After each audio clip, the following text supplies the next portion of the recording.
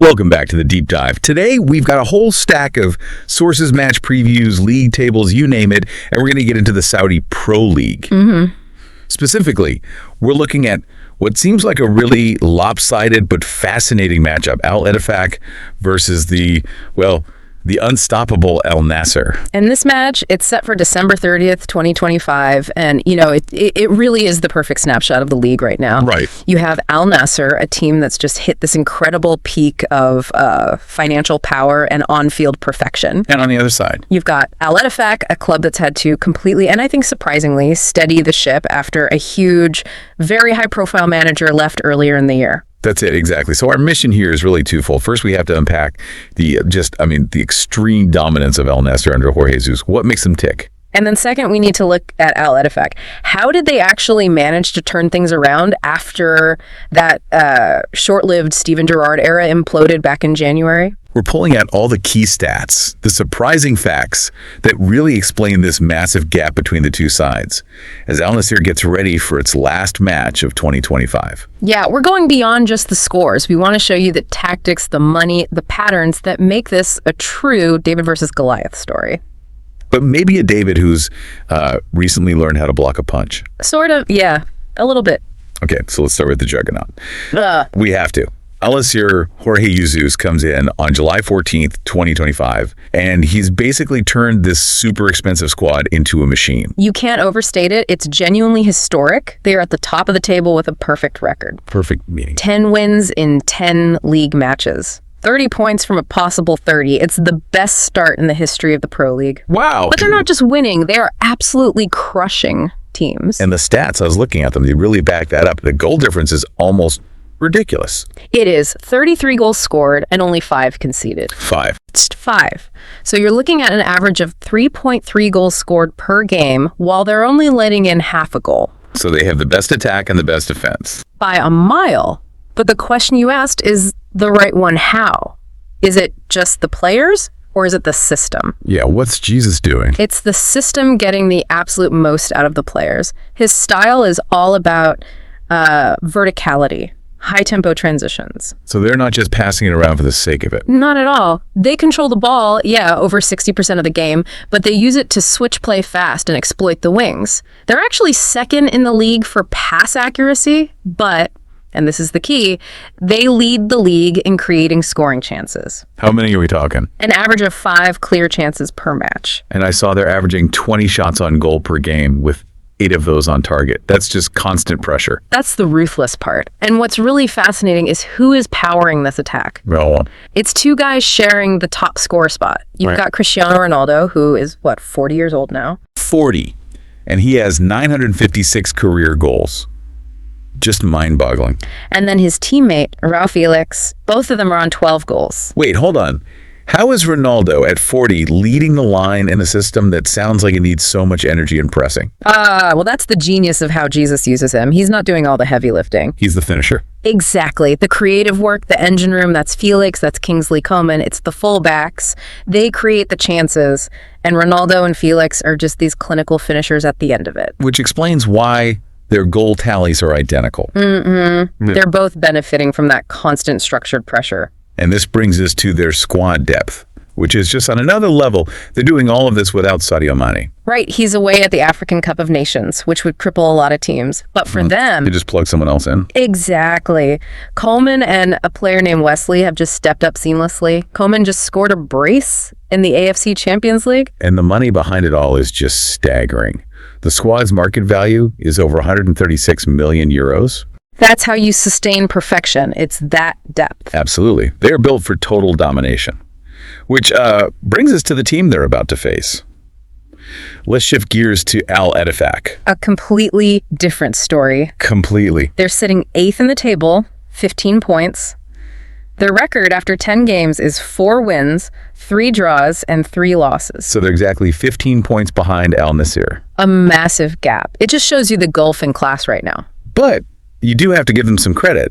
Their recent form isn't terrible for a mid-table side. No, it's improved. They've actually picked up the 5th most points in the league over the last 5 games, so they're finding some kind of rhythm. They just had that 2-0 away win against Al Riyadh. They did, yeah. But look at when the goals came. Francisco Calvo and Jorginho Wijnaldum, both after the 90th minute. So they've got some fight in them, but maybe not that early game killer instinct. It shows persistence, for sure. But they have some very, very big problems, especially defensively at home, which is where this game is. Okay, what's the issue there? This is their Achilles heel against Al-Nassr.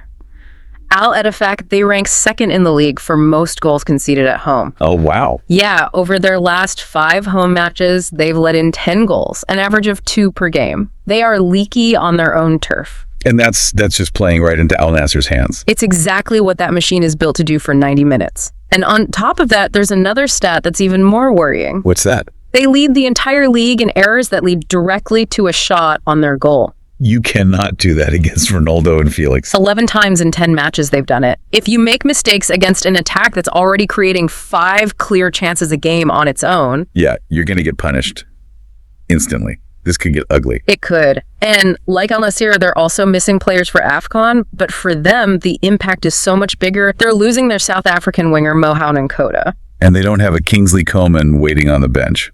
Not even close. Yeah. For Al-Ettifaq, losing one key attacker hurts their whole plan. For Al-Nassr, it's just next man up.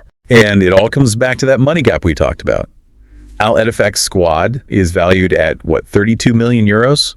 Just 32 million. That's more than 4 times less than Al-Nassr's 136 million. And you see that gap in every single category. Which brings us perfectly to the ghost that Al-Ettifaq has somehow managed to shake off. The ghost of management past. The Steven Gerrard era. Yes, that's the crucial context for this turnaround. He stepped down in January 2025, and the change was almost immediate. It wasn't a slow recovery. Under the new coach, Saad Al-Shehri, it was like a switch was flipped. The stats are pretty damning for Gerrard's time there. When you compare his record to what Al-Shehri has done since, it's night and day. Okay, let's see the numbers. Under Gerrard, the club's win percentage was hovering around 31, maybe 32%. And after? Since Al-Shehri took over, it's jumped to over 41%. And that's over a similar number of games, too. That's a huge improvement. But the big change was defensive, right? Yeah, that's the most striking part. In 19 games with Gerrard, they conceded 30 goals.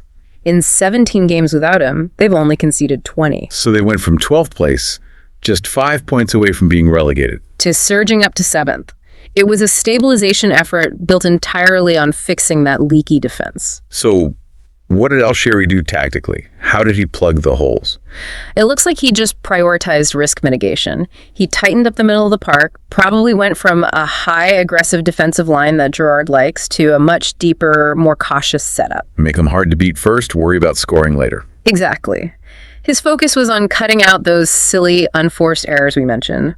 By making the team more compact, he just cut down on the quality of chances the opposition was getting. Which makes total sense when you don't have the 136 million euro squad. Now, we have to talk about the weird story that came out around his exit. Oh, yeah. The rumor about the training sessions. The claim that he was scheduling training around Liverpool games so he could watch them play. Right, and that blew up in the international press. It painted this picture of a manager who wasn't really all in. But there's more to it, right? Well, his defenders said it was just a joke. Something said tongue-in-cheek on a live stream. And also, you have to remember the climate in Saudi Arabia. Right, it's incredibly hot. So training sessions at 11 p.m. or 1 a.m. aren't that unusual. And because of the time difference, that's naturally when European games would be on anyway. So it was probably just a bit of noise that got amplified because the results on the pitch weren't good. I think so. Regardless, he's taken a break since leaving, been seen at Anfield, but he's still a name that pops up. For sure. He's been linked with jobs at Derby, Blackburn, Swansea. And most interestingly, he's apparently neck and neck with Jose Mourinho for the manager's job back at Rangers. So the Saudi job was a misstep, but it didn't completely sink his career. It was a blip, a bad fit. But what Al-Shehri's success shows is that sometimes the problem isn't the players, it's the manager's system not fitting the players he has. So let's bring it all together. What does this mean for this game? You've got the flawless juggernaut against a recovering team that's still prone to major defensive errors at home. Well, looking at the head-to-head history, Al-Nassr has the edge overall. But you have to mention that Al-Ettifaq did actually pull off a surprise 3-2 win against them back in the 24-25 season. So there's a blueprint for success, even if it's a bit dusty. A very dusty blueprint. Because that one result aside, every other current trend points to a really heavy defeat for Al-Ettifaq this time. The data just seems overwhelming. It is. The reason the prediction is so strong is because of how consistently Al-Nassr wins big. They've won by 2 or more goals in their last 6 straight matches. And that's where that betting term you mentioned comes in, the handicap. Right. Can I clarify that for anyone listening? Yeah, please do. So when we say they lead the league for victories with a handicap of -1.5, it just means that in 9 of their 10 matches, they've won by at least 2 goals. 9 out of 10. So even if you spotted their opponent a goal and a half before kickoff, Al-Nassr still would have won 9 times. They are expected to blow teams out. That's incredible confidence. And when you combine that with Al-Ettifaq's specific defensive weaknesses. Especially those errors leading to shots, yes. It looks like a recipe for disaster. You just have to remember their 5-0 home loss to Al-Hilal to see what happens when they face one of the top-tier teams. So what are the big takeaways here for someone trying to understand the league?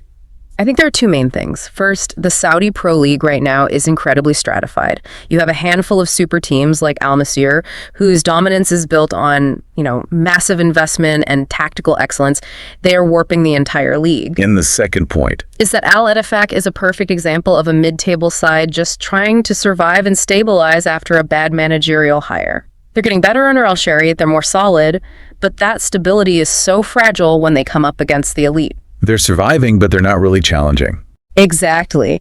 And this brings up a really interesting question as we wrap up. We've talked about Al-Nassr's 136 million euro squad, about Ronaldo and Felix, and how they've kept this perfect record even after losing a star like Sadio Mane to AFCON. Right. What does that reliance on such a deep, expensive bench mean for the league's future? Yeah. Especially when you compare it to, say, the Premier League. Well, a Premier League team often takes a real hit when they lose key players to AFCON or the Asian Cup. You see their form dip. But Al-Nassr doesn't even skip a beat. Which suggests that the sheer depth of these top Saudi clubs, funded by the state, lets them handle these international breaks way better than their European counterparts.